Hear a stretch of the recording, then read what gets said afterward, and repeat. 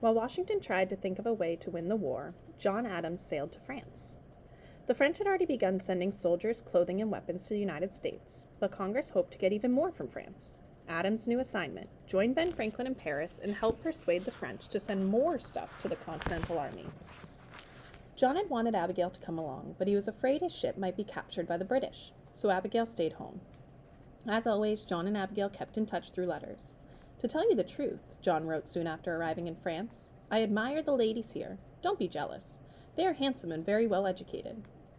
Unfortunately, the French people quickly ruined John's good mood. They rushed up to him and asked, Are you the famous Adams? They knew all about the great revolutionary leader Samuel Adams. John had to say no. That's my cousin. I'm John Adams. The French had never heard of anyone by that name. That was just the start of John's troubles. Adams had decided he could save his country some money by moving in with Ben Franklin. And just like the time they shared a bed in the crowded inn, John and Ben began arguing right away. For one thing, Adams complained, Franklin slept too late and spent too much time going to parties. Adams was also annoyed by the constant stream of visitors to their apartment. It seemed like everyone in France wanted to meet Benjamin Franklin. He told Abigail, By far the greater part were women and children, come to have the honor to see the great Franklin, and to have the pleasure of telling stories about his simplicity, his bald head, and scattering straight hairs. The older, wiser Franklin tried to be patient with his roommate. John Adams is always an honest man, often a wise one, Franklin said, but sometimes, in some things, absolutely out of his senses. What Adams didn't realize was that Franklin knew exactly what he was doing. By forming close friendships with important people in Paris, Franklin was able to win favors for the Americans. For example, he succeeded in talking the French into giving a few of their old ships to the new Continental Navy. Franklin made sure that one of the ships went to a captain he admired, a man from Scotland named John Paul Jones. The Adventures of John Paul Jones. John Paul Jones had spent the past few years cruising the waters around Britain, capturing one British ship after another. Jones's favorite targets were British trading ships, which were loaded with valuable goods. After capturing these ships, Jones sailed them to nearby ports, sold the goods, and split the profits with his crew. Basically, he was a pirate. But this was legal in the 1700s. If you were at war with another country, you were allowed to capture any ship flying their flag, and you could call yourself a privateer, not a pirate. By 1778, Jones was the most feared captain in the American Navy. Abigail Adams heard so much about his bold fighting style, she expected him to be a fire-breathing giant. She was surprised to meet the short, just over 5 feet, gentle-looking Jones. Abigail commented, I should sooner think of wrapping him in cotton wool and putting him in my pocket than sending him to contend with cannonballs. The British, of course, felt a bit differently about Jones.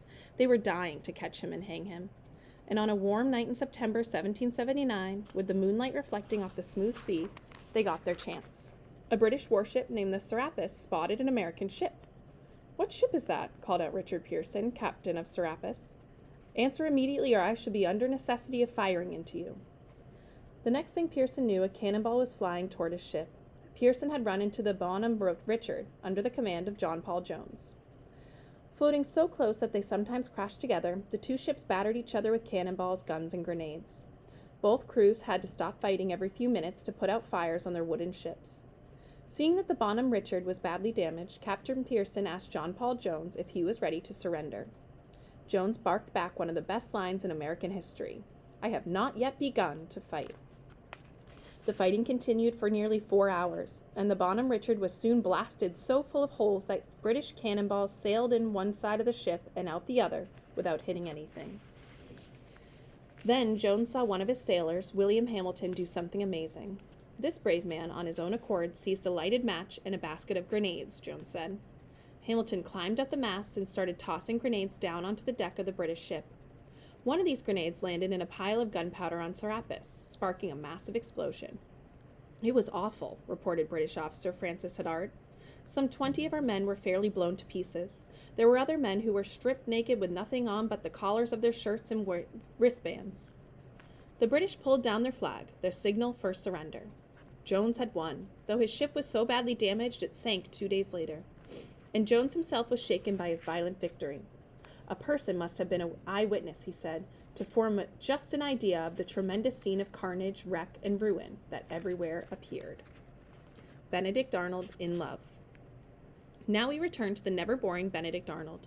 Nearly a year after the Battle of Saratoga, Arnold had still not recovered from his wounds. Splinters from his shattered bone often poked into the nerves of his left leg, causing unbearable pain. Clearly, Arnold was not well enough to charge around the battlefield on horseback, so Washington gave him the fairly easy job of protecting Philadelphia. Arnold had not been in town for long before he met and fell in love with, guess who? Young Peggy Shippen. Peggy easily accomplished something British guns had not. She made the great general nervous. Arnold wrote, "20 times have I taken up my pen to write to you, and as often has my trembling hand refused to obey that dictates of my heart." Arnold got over his fears, though, and soon he won Peggy's heart. They were married in April 1779. He was 39 and she was 19. You might think Benedict Arnold would finally be happy. Aside from the pain in his leg, though, he was still bitter about seeing Horatio Gates take credit for his victory at Saratoga. Arnold was the kind of guy who always felt people didn't appreciate him enough. Also, Arnold was broke. He had recently borrowed a fortune to buy Peggy a huge house, and he had no hope of paying back the loan. Just a month after his marriage, Benedict Arnold decided to see how much the British would pay him to change sides in the war. Peggy, a loyalist at heart, played a key role in Benedict Arnold's secret plan. She knew that he would need to begin sending messages to the British, so she helped him contact her good friend John Andre. Andre was now an assistant to General Clinton, in a perfect position to help with the plot. In a long series of coded letters written in invisible ink, the three started working on their strategy. Arnold's fiendish plan. In the summer of 1780, Benedict Arnold took over command of West Point, an American fort on the Hudson River in New York. Control of West Point was so important, Washington called it the key to America. It was also the key to Arnold's plan. Here's how it was supposed to work. Arnold and Andre would agree on a time for the British to attack West Point. Arnold would make sure to have his soldiers in all the wrong places, and the British would capture the fort easily. And there was more. George Washington was coming to inspect West Point in September. If the British timed their attack just right, they could grab General Washington too. In exchange, Arnold was to be paid a cool £20,000 and made a general in the British Army. One of the most amazing things about Benedict Arnold's plot is just how close it came to working. Imagine how different our history would be if Washington had been taken to Britain and hanged. Arnold had made a critical mistake, though. He insisted on meeting Andre face to face, so the two men could work out the last-minute details of their plan. At about 2 a.m. on September 22nd, Andre rowed a small boat to a dark spot on the shore of the Hudson River. Arnold was waiting for him. Andre is captured. Arnold and Andre talked until sunrise. Arnold wrote out plans showing just how the British should attack West Point. Andre put the papers in his boots, got on a horse, and rode south toward New York City, which the British still controlled. There he would meet with General Clinton, and then the British attack could begin. One big problem. The woods north of New York City were a dangerous no-man's land, an area in between British and American territory filled with gangs of violent bandits. Some gangs were pro-American, some pro-British, but mostly they just liked to steal people's money. As Andre rode through these woods, 3 men jumped out from behind a tree and grabbed his horse. Andre had a split second to guess which side these guys were on, and he guessed wrong. Andre: "I'm glad to see you. I am an officer in the British service." Bandit: "Get down. We are Americans." Struggling to keep his cool, Andre instantly changed his story. He tried to frighten the thieves by saying he was actually an American on urgent business for General Arnold. "Gentlemen, you had best let me go, or you will bring yourselves into trouble, for by stopping me, you will detain the general's business." But these guys just wanted to know one thing: "Where's your money?" "Gentlemen, I have none about me," Andre explained. The men pulled Andre off the road and searched him, and Andre really didn't have much money on him. But he did have some very strange papers stuffed in his boot. The thieves started reading the papers. And Arnold escapes. Back at West Point, Arnold was eating breakfast at the headquarters when a messenger dashed in and handed over an urgent note. Arnold tore it open and read. A British spy was just captured with maps of West Point in his boot.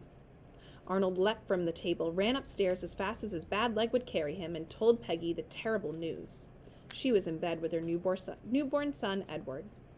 Then he hobbled outside, raced his horse down the river, hopped on a boat, and started rowing south. That was the last time anyone saw Benedict Arnold in an American uniform.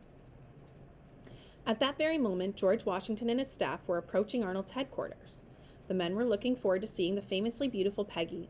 "You young men are all in love with Mrs. Arnold," Washington teased his officers. But as the boat approached Arnold's house, it started to seem like something wasn't right. Arnold should have fired a few cannons as a salute to the commander-in-chief, but the cannons were silent.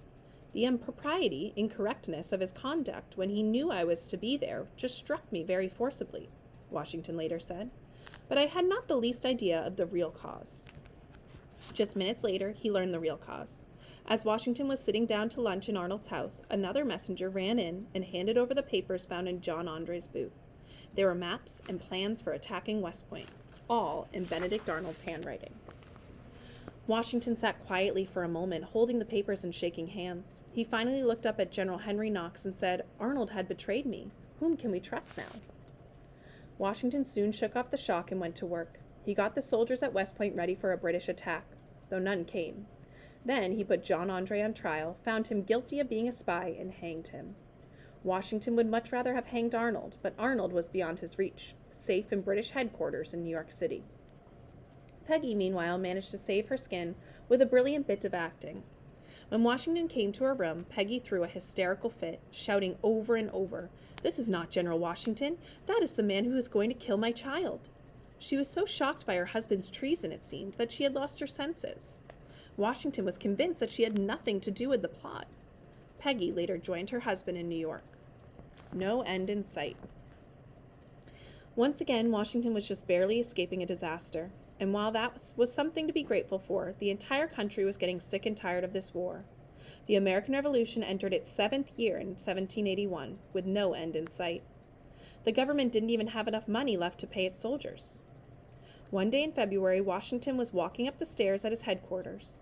Halfway up the staircase, he met his 20-year-old assistant, Alexander Hamilton, who was coming down. Washington told Hamilton he needed help right away with some important papers. "I answered that I would wait on him immediately," Hamilton later said. Hamilton went to his office and sat down. He waited. No Hamilton. Washington stepped out into the hall and started pacing back and forth above the staircase. His impatience turned to anger, and his anger bubbled toward the boiling point. Finally, he spotted Hamilton at the bottom of the stairs. "Washington, Colonel Hamilton, you have kept me waiting at the head of the stairs these 10 minutes. I must tell you, sir, you treat me with disrespect." Hamilton, "I am not conscious of it, sir, but since you thought it necessary to tell me so, we part." And the young man turned around and walked away. Less than an hour later, Washington sent an apology to Hamilton, blaming his outburst on a moment of passion. Hamilton accepted the apology and came back to work. But it was clear that the never-ending stress was starting to affect George Washington, and everyone else too. Joseph Plum Martin spoke for the entire United States when he said, "I saw no likelihood that the war would ever end."